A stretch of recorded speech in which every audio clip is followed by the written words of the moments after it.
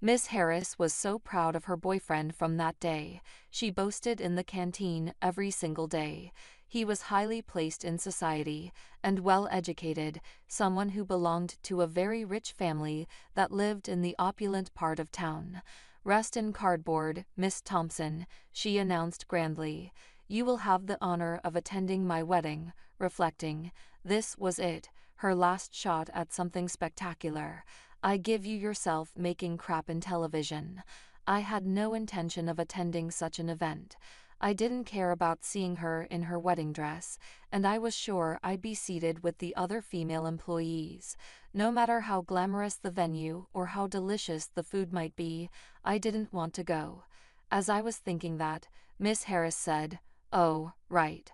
I'll show you a picture of his house," and started operating her smartphone. "Ah, found it. This is it," she said, bringing her smartphone screen closer to me. There was a house I recognized. It's amazing, isn't it? The luxurious and wonderful house is his family home. They must be incredibly wealthy, Miss Harris said. My eyes did not leave the screen of her smartphone. Oh my, are you surprised? If you want, I can show you pictures inside the house as well, she continued. When she slid the photo, a sight I was even more familiar with appeared. This is a luxurious house that you, Miss Thompson, probably couldn't even dream of entering. Are you envious? She said. Cutting off what she was saying, I hurriedly spoke. This is actually my family home. My name is Kimberly Thompson, an employee at a small to medium-sized company. I am already 34 years old, but still single. I've been working at the company where I got a job right after graduating college for over 12 years now. Being the oldest among the female employees, I'm in a position often referred to as the old maid, and all the other women who joined the company at the same time as me have left after getting married. In other words, I'm the only one who kept working there. It's not that I'm working there to find a husband. I just diligently work every day. I tend to keep to myself, like being alone, and I'm not very good at socializing. So, from the perspective of those around me, I'm undoubtedly a stick in the mud, but I'm serious about my work, and because I've been at the company for a long time, it seems like the other employees treat me carefully, with some respect. Well, I can understand their feelings. I don't go to any social events with my coworkers, and I don't exchange contact information with anyone. I don't hang out in my private life, and I only engage in conversation when absolutely necessary. So it's no wonder they find me boring and don't bother inviting me. But because I've been at the company for a long time and I'm good at my job, they can't complain. I'm quite a senior. I think that's the kind of awkwardness I bring. As for me, I actually find it convenient not being approached by others. I can work in peace and I can spend my breaks freely. Plus, this job doesn't involve any entertaining or client-facing tasks, so I'm not caught up in any troublesome human relations drama. I can spend my days off watching as much of my favorite anime as I want. I also like reading, so going to the bookstore and impulse buying books based on their covers is enjoyable. At first glance, some people might feel that my life is lonesome and empty, but I thought this quiet yet peaceful life made me feel happy. However, everything started to change when a young woman joined the company. She was the complete opposite of me, a friendly, cheerful woman with excellent communication skills. Her name is Michelle Harris. Miss Harris was the type to actively approach others, and she seemed particularly popular among the male employees. She was cute and charming, so I figured she easily captured the hearts of the men. When I watched her, I felt like I was watching a character from a movie because she was so different from me, a bright, honest woman at the center of the group, probably the type of woman I would have a hard time dealing with. While thinking such things, I happened to overhear a group of female employees chatting away cheerfully in the restroom. This all happened when they came into the restroom while I was in there, fixing their makeup, and freely starting to gossip and complain. You know that new girl, Harris, don't you just find her annoying? I know, right? She seems just like she's trying to please men, doesn't she? Definitely gives off that vibe. That has to be on purpose, right? She's constantly trying to appear cute. It's so annoying. Her only appeal is that she's young, isn't it? She can't even do her job properly. Isn't it embarrassing to just chase men all the time? Such harsh words. It's only natural that a new employee can't do their job as well. Moreover, I thought to myself that maybe Harris has to rely on the male employees because you guys aren't properly teaching her how to do her job. I have a habit of occasionally observing Harris. She was so different from me in appearance and personality. I have seen her being coldly dismissed by the female employees several times. Every time Harris looked downhearted and ended up talking to a male colleague. I don't think she's trying to win over the men. She's just cornered into such situations. I'm sure these female employees gossip about me too, just with different content. If Harris is spoken about like this, I'm sure I get it worse. I'm probably just not seeing it because I'm the oldest among the female employees and can do my job well. Interpersonal relationships can be so exhausting. I'm glad I don't have to get involved. Thinking that, I sat on the toilet until they finished fixing their makeup and left. Then, on another day, Harris was unusually mingling and talking with the female employees. I was surprised but glad to see her fitting in with the other women and decided to take my lunch break. As I got up from my seat to go outside with my packed lunch as usual, I passed by them, and Harris suddenly called out to me. When I turned around, she asked me a nonsensical question. "Why aren't you married, ma'am?" It's clearly a malicious question. As I was struggling to answer, I could hear the female employees behind Harris chuckling. Even the wide-eyed male employees started to laugh. Led on by them, one of the female employees said, "Hey, that's rude," but then praised Harris, saying, "You're such a funny girl, Harris." From then on, Harris started to ask me more and more disrespectful questions that left me at a loss for answers, thinking she would be praised for making fun of me. "Miss Thompson, have you ever had a boyfriend? How many years have you not had a boyfriend? How many people have you been with? Are you by any chance not interested in men?" Harris kept asking me these personal questions without considering my feelings at all, and the level of disrespect only increased over time. The surrounding employees seemed to find it amusing, encouraging Harris as if they wanted her to do more. I suppose she was happy to be recognized as one of them by the other female employees. Trying to meet their expectations, she kept intensifying her remarks to me. As things escalated, she began to flaunt her own status to me. "My boyfriend just gave me a designer bag as a gift the other day. I'm going to a high-end restaurant tonight that's booked out for the next 6 months. Do you just eat macaroni and cheese at home, Thompson?" This kind of petty one-upmanship had been her modus operandi. "Miss Thompson, you don't seem to have any connection with luxury items. How pathetic," she would throw in with her sarcasm. Rather than feeling angry, I was beginning to find it impressive. As this silly back and forth went on, I found myself increasingly burdened with Miss Harris's work. Miss Harris, who was rather overbearing, had an invincible disregard for fear. The other female employees seemed unable to deal with her, and she rapidly turned into a monster. Then one day, after some time had passed, something happened. When Miss Harris came to work, she was very upbeat and started talking to me. "I got engaged," she said, showing me a picture of her fiancé, even though I hadn't asked. When I responded with a polite, "That's nice," and tried to return to my work, Miss Harris continued to chatter on. "My fiancé is really rich, kind, handsome, and perfect. Are you jealous? I'm going to be happy, leaving you here, Miss Thompson." With that, she brought her smartphone screen closer to me. She continually belittled me and bragged about how amazing her fiancé was, and how she had hit the jackpot by getting engaged to him. "Well, I am jealous. Congratulations, truly," I said. Miss Harris, looking satisfied, said, "Okay, I'm going back to work, and returned to her desk. When it comes to this, it's almost refreshing. I sighed deeply. I need to focus on my work. Just as I was trying to switch my mindset, I heard the other female employees talking behind me. She's really getting carried away, isn't she? Seriously, just because she's getting married, she's acting so giddy. What's up with that? Like she can actually be happy after getting married. She probably can't even do housework and might cheat on him. I agree. She's definitely the type who would get divorced quickly once her charms wear off. Totally agree. As one of them began to vent, the others joined in, spewing complaints.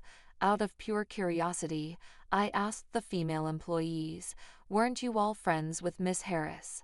"What are you talking about? No way," they all laughed. "We would never be friends with a woman like that. It's just her thinking we're her friends." I see. It seems that Miss Harris had managed to make enemies of the female employees again.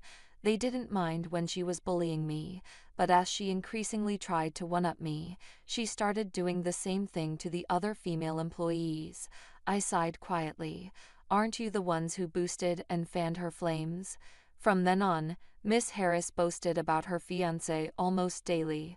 Apparently, he comes from a prestigious family, is highly educated, earns a high income, and his parents' home is located in an upscale residential area in Manhattan. This has nothing to do with you, Miss Thompson, who always looks so shabby. It seems like you could continue to live a simple life alone. The only people who would marry you are likely to be leftovers. Nobody high profile or high earning would ever consider someone like you. You may have to settle for someone uneducated and unemployed, but even such a man might refuse you considering you're a dried up old maid.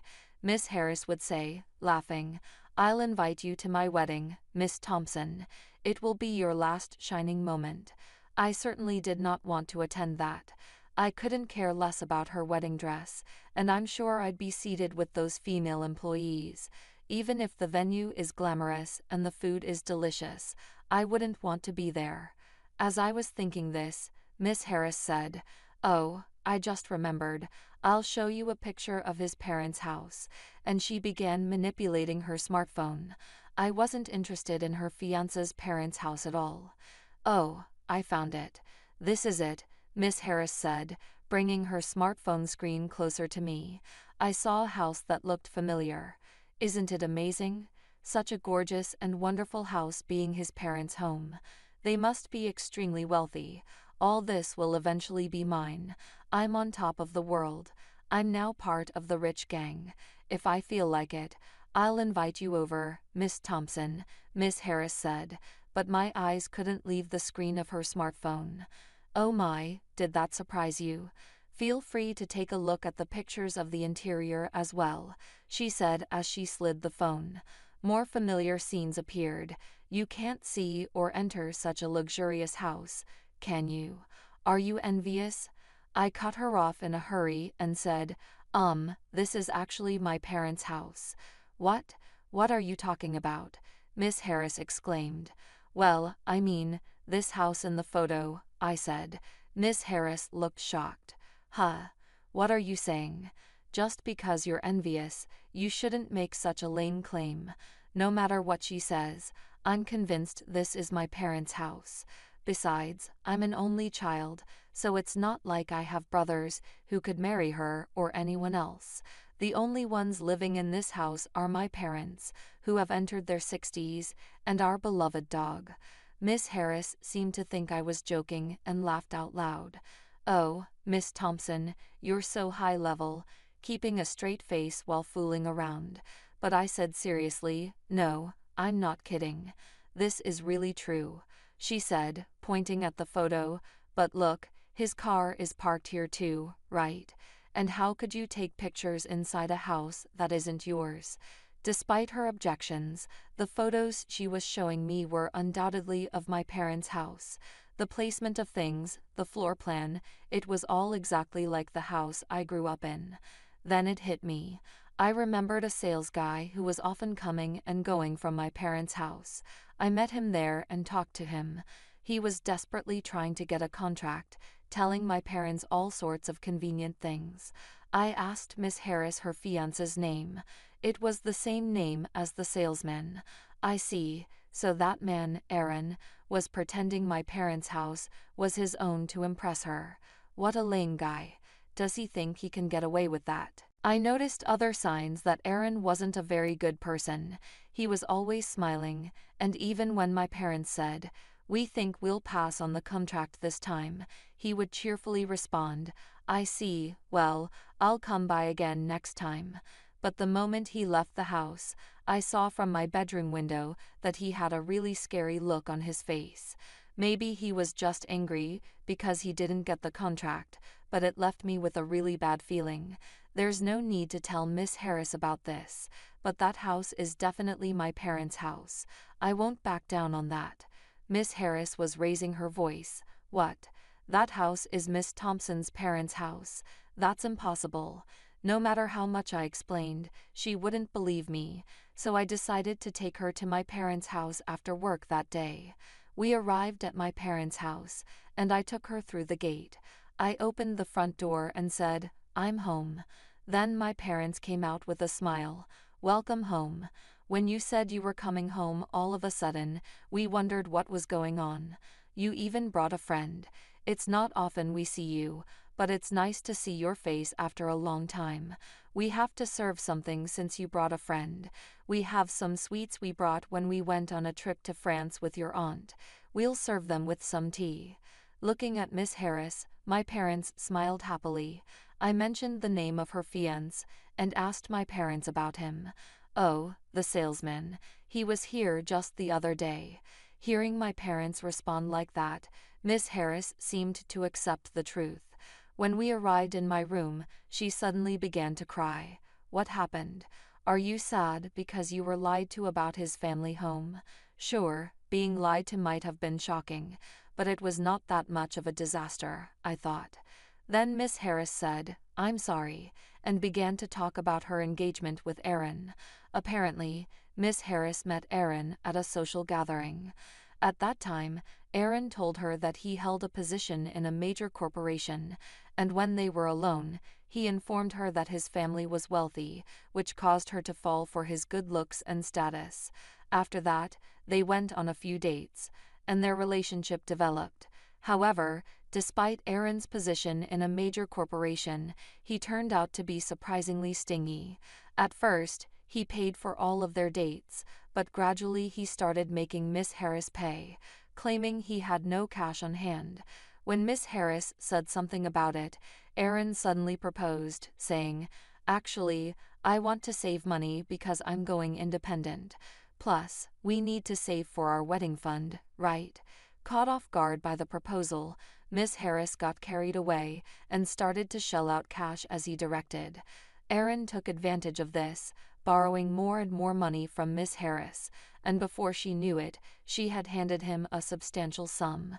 Still, she fell blindly for his sweet words like, "It's for a happy married life together."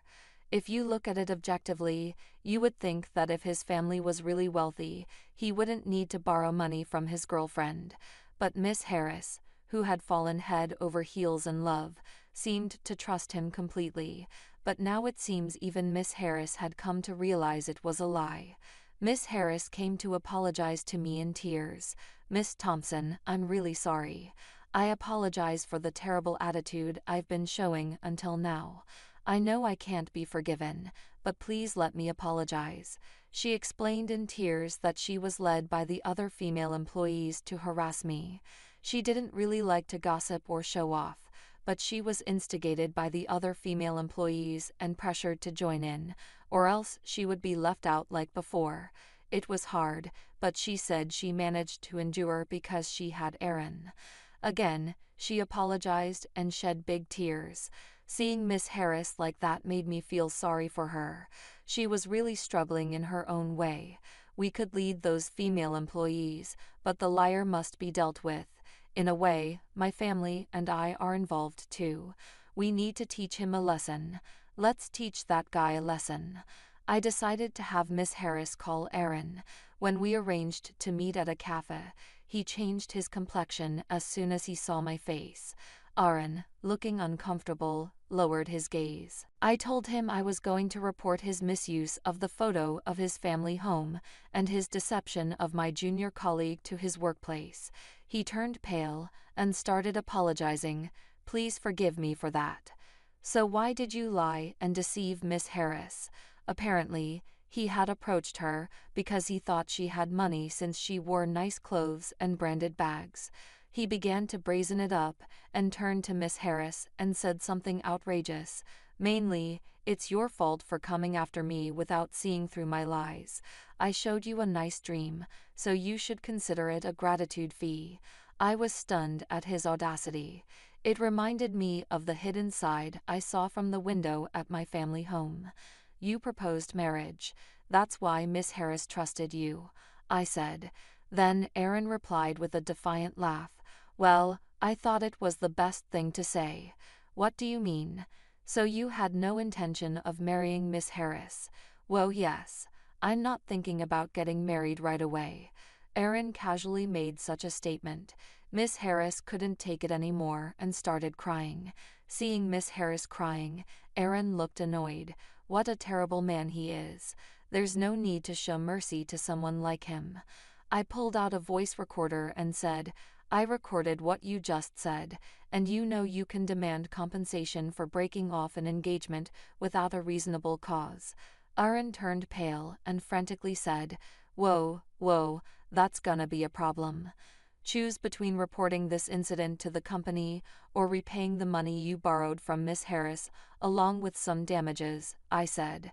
Hearing this, Aaron replied, I'll pay back the money, and dropped his shoulders. That's how we came to an agreement that he would pay back Miss Harris. It seems that Aaron was cheating, and his mistress was spending money lavishly more than his salary could cover, but he was so smitten with her that he was siphoning money from Miss Harris to keep her satisfied. After Aaron left the cafe, Miss Harris tightly grasped my hand and repeatedly expressed her gratitude. She apologized once again for everything that had happened and promised to change her ways. Since then, Miss Harris has become